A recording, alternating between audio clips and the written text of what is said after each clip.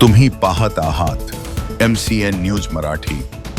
जळगाव जामोद शहरातील श्रीपाद कृष्ण कोलटकर महाविद्यालयामध्ये राज्यशास्त्र तसेच राष्ट्रीय सेवा योजना विभागातर्फे संविधान व एड्स जनजागरण अभियानाची 26 नोव्हेंबर 2025 पासून सुरुवात करण्यात आली आहे। या निमित्ताने 26 नोव्हेंबर रोजी संविधान व मतदार जनजागृती रॅली काढण्यात येऊन संविधान मसुदा समितीचे अध्यक्ष डॉक्टर बाबासाहेब आंबेडकरांच्या प्रतिमेला अभिवादन करण्यात आले। या प्रसंगी डॉक्टर बाबासाहेब आंबेडकर यांच्या स्मारक स्थळी भारतीय राज्यघटनेच्या उद्देशिकेचे वाचन करण्यात येऊन संविधान प्रति शपथ घेण्यात आली। राज्यशास्त्र विभाग प्रमुख तसेच राष्ट्रीय सेवा योजना कार्यक्रम अधिकारी डॉक्टर निलेश निंबाडकर यांनी या संविधान उद्देशिकेचे वाचन केले। त्याचबरोबर संविधान व एड्स जनजागरणाच्या उद्देशाने रांगोळी स्पर्धेचे आयोजन करण्यात आले होते।